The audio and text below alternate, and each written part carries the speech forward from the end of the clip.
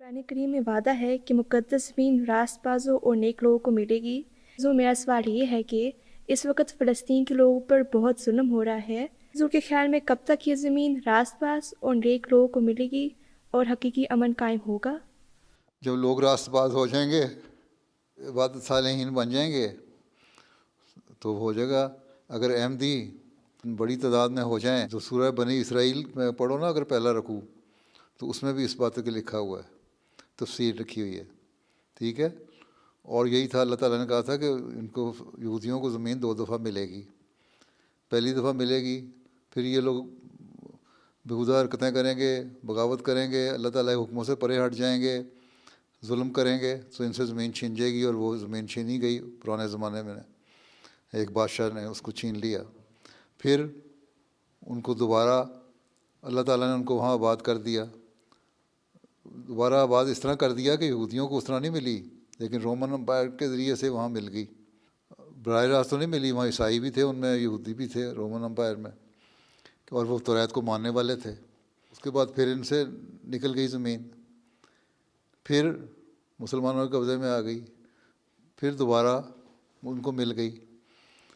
اب اگر اس کا مطلب یہ ہے کہ مسلمانوں میں بھی عبادت صالحین پیدا ہونے والے ہیں، اس لیے پہلے تو ہمیں اپنے آپ کو اللہ تعالیٰ کے ایسا بندے بنانا چاہیے جو اللہ تعالیٰ کی نظر میں صالحین ہوں۔ اپنے آپ خود نہ ہم سمجھیں گے ہم تقویٰ پہ چلنے والے ہیں، بہت نیک ہیں، ہم نے لا الہ الا اللہ محمد رسول اللہ پڑھ لیا تو ہمارا حق بن گیا کہ اب ہر چیز جو اللہ تعالیٰ نے کہا ہمیں ملے۔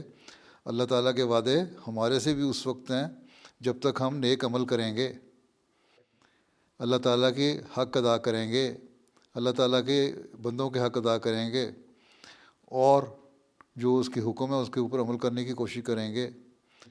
تو اس زمانے میں حضرت مسیح علیہ السلام کو اللہ تعالیٰ نے اس لیے بھیجا تھا کہ وہ اسلام کی تعلیم جو حضرت صلی اللہ علیہ وسلم لائے تھے اس کو یہ مسلمان بھول بیٹھے ہیں اور اس پہ عمل نہیں کر رہے۔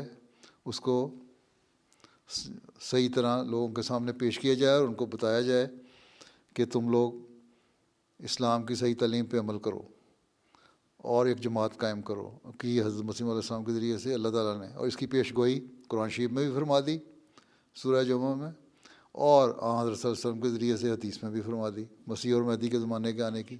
اب اگر دوبارہ حکومت ملی اور وہ ظلم کر رہے ہیں تو یہ تو ٹھیک ہے، وعدہ ہے اللہ تعالیٰ کہ ان سے حکومت چھن جائے گی۔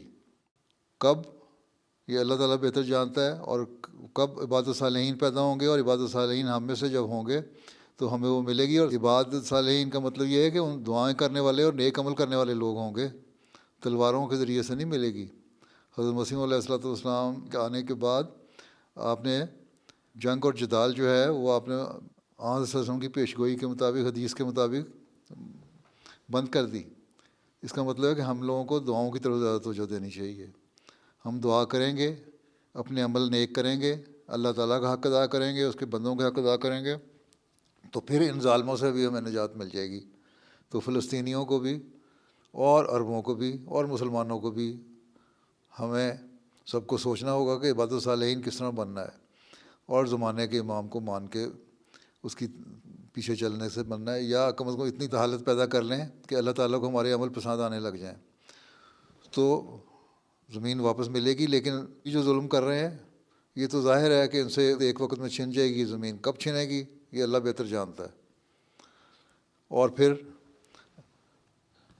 جو نیک لوگ ہوں گے ان کو ملے گی، اور نیک لوگ وہی ہوں گے جو اللہ کا حق ادا کرنے والے ہوں گے۔ اور اس زمانے میں سمجھتا ہوں کہ ان میں سے زیادہ اکثریت ہوگی جنہوں نے حضرت مسیح علیہ السلام کو مانا ہے۔ ٹھیک، یہ ظلم جو ہو رہا ہے فلسطینیوں پہ، یہ ظلم ان کو لے بیٹھے گا۔ یہ تو میں ان کو مختلف ذریعے سے کئی دفعہ پیغام بھیج چکا ہوں، زبور میں بھی لکھا ہے یہ بات، اور زبور کی باتیں ہی ہیں جو سورہ انبیاء میں بیان کی گئی ہیں۔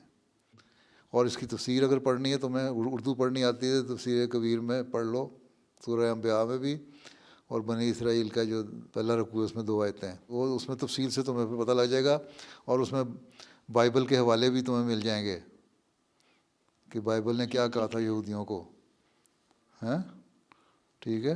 جی کیونکہ اس وقت تو وقت نہیں، ذات لمبا بیان ہے وہ، اور دونوں حصے پڑھ لینا، سورہ بنی اسرائیل کا پہلا رکوع اور سورہ انبیاء کا یہ، اور اتفاق سے دونوں آیتیں جو ہیں، اس کی 2 آیتیں اور اس میں بھی ایک آیت، ان کی تفسیر حضرت مسلم موعود نے بڑی اچھی کی ہوئی ہے، بلکہ لجنہ کو چاہیے یہ اس کی نکال کے آیتیں، بلکہ جماعتی طور پہ بھی ان دونوں آیتوں کا، بنی اسرائیل کی اور سورہ انبیاء کی آیت جو ہے تفسیر نکال کے تو چاہیے کہ تقسیم کریں لوگوں میں۔ آج کل کے حالات کے مطابق بڑی کنٹمپریری ہے یہ، انگلش اردو میں دونوں میں مل جائے گی۔